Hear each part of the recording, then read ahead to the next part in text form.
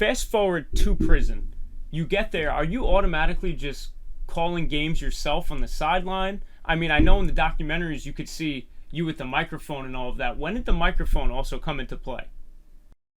So when I first got arrested, I started doing play-by-play in the county jail, then the reception center, then state prison. The one thing doing play-by-play in prison did was gave me a unique identity. It was something that nobody else could do on the yard like I did. You got guys that braid hair, people iron clothes, work out, do it. Everybody has their own thing. This was something that I did that made me uniquely special and made me a central point on the yard that that was beyond race, beyond region, beyond class. This was something unique to me.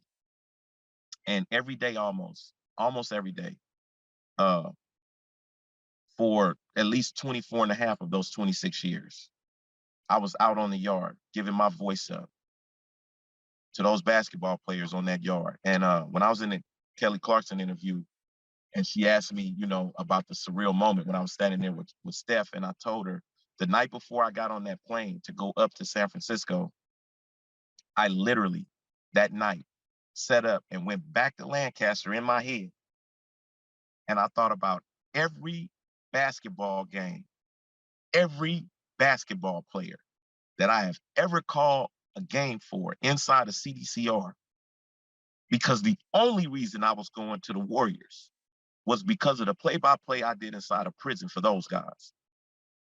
I'm going to say it now, I'm going to say it again. If you think I sound good, if you think that I'm professional at what I do, can you imagine the type of games that I was calling inside of prison that nobody saw but us? And that's why I have unanimous 100% support. It's crazy to say this. Unanimous 100% support from every incarcerated and formerly incarcerated person who understands the nature of what I had to do and where I did it and how it got out here. The first time they put a mic in front of me was in 2013. So from 1994 to 2012, across 6 prisons, across 3 different security levels, I called basketball for Sounds my folks. sounds like it makes you emotional because of the amount of people in there you touched, the amount of people you made feel like they were free again, playing basketball in the park, but they're really in the prison yard. And how many of the players would come up to you and say, great broadcaster, I liked what you just said based off what I did? How many gave you props after the games?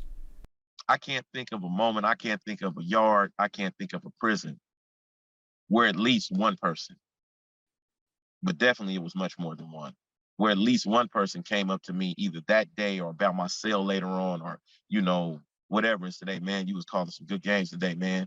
And literally, I've had people tell me the gamblers would be around the court, guys playing pinochle for money, guys playing poker for money. If you had dice, you're shooting dice for money, you know what I'm saying, playing spades for money, whatever it is, chess. They're all around the court. Then you have the people standing by the court watching the game. And in some cases, you had the COs in the gun towers, right, watching the game. And I remember the gamblers came by my cell. This was when I was still on the level 4 at Lancaster. It was 2 of them, but they was representative of all the gangsters. They came to me with about $50 worth of canteen. It was soups, sausages, all this stuff you need, the stuff you eat in prison, right? And they dropped it off at my cell. And I'm like, what's this for? They said, bruh, every day we go out there to gamble, we don't even have to watch the game because we're listening to you. They turned their radios down where they listen to music and listen to the play-by-play so they can listen to the game, and that happened in every prison. It gave me the ability to escape the pain for what I did to come to jail. And play-by-play gave me the ability to bring people in and say, let's just forget that we're in prison for a minute, and I'm going to do this play-by-play, and we're going to imagine that we're in a stadium. We're going to imagine that we're in an arena, and I'm going to Now, create it with my voice. any pushback from the guards or like your warden at any time for what you were doing on the sideline and calling games? The only people that ever hated on me were other inmates at every prison consistently. But specifically at San Quentin, it got real bad because that's where I got the microphone at. But no guard, no warden, no associate warden, no. In fact, when I was at Centinela State Prison from 2005, from May 2005 all the way until February 2011, and specifically on B Yard for 5 of those 6 years, I created a softball league first, and then I created the basketball league second. Both of those ran 3 complete seasons the last 3 years I was there, and all 3 of them were success. They were the reason that Warden Uribe, U-R-I-B-E, Warden Uribe at Centinela State Prison, the captain of the facility that I was at, Captain Kunzil Ruan, Kunzil-Ruan, and the individual who wrote my specific chrono. He started off as a counselor, as a CC1. He went to a CC2, correctional counselor 2. And when you're at that level, you're either a lieutenant or a captain. So when he left the correctional counseling part, he had equal to a captain. So he came to work on the yard where he saw me start the leagues at 3 years previous. Those leagues I started kept violence down for 3 straight years. Inmate to inmate and inmate to guard. Violence went down.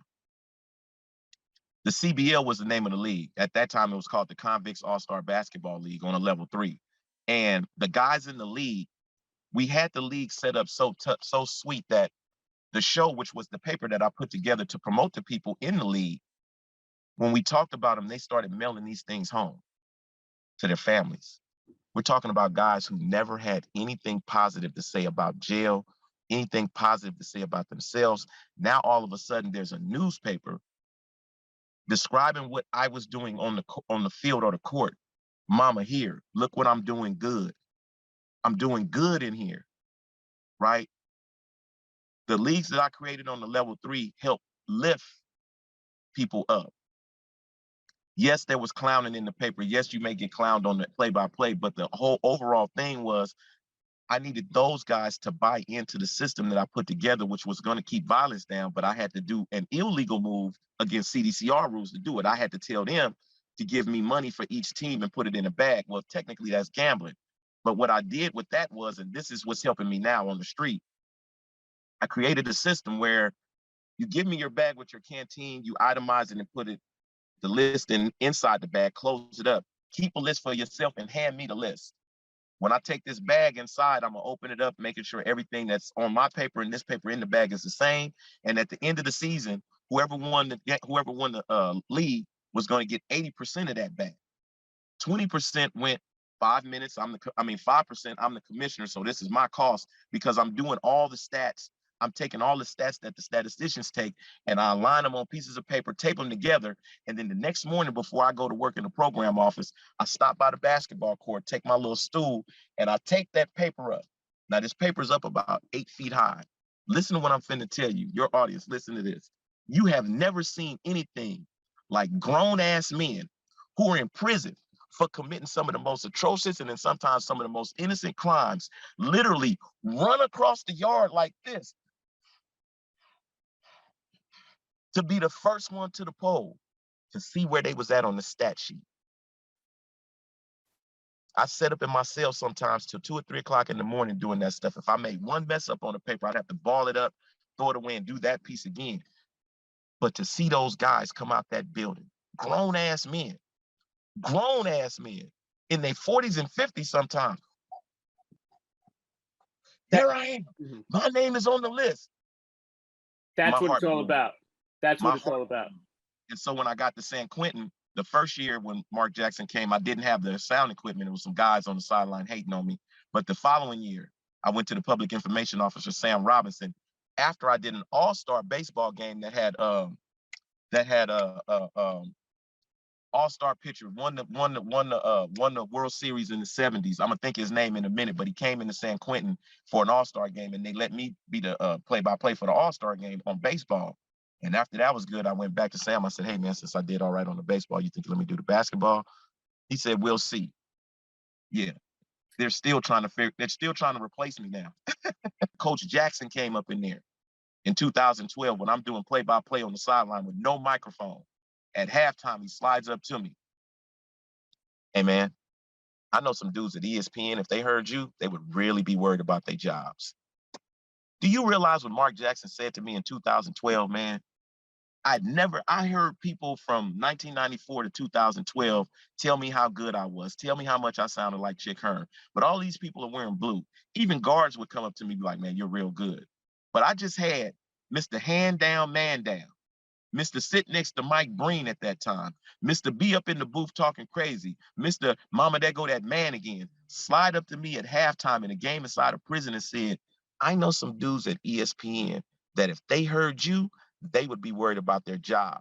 And trust me, when he said that, I was the wrong motherfucker to tell that. Because I looked, I said, what? Mark Jackson said that? I'm finna get better. Because I wasn't even that good then. I was making a bunch of mistakes. It's the power of a power of a word at the right time in the right season. When you plant that seed like that, and he planted that in my head, I said to myself, fuck it. I'm gonna stop acting like a play-by-play announcer, and I'm going to be a play-by-play announcer.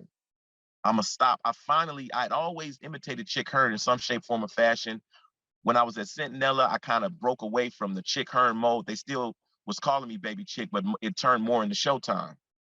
The rebirth of Chick came when I'm sitting up at Centinela after Mark Jackson said that to me. I'm like, man, I need a hashtag to get ready for just in case I get out of jail. Even though I got 50 to life and my parole date isn't until 2043, somehow, some way, I need to make this hashtag last all the way till I get out.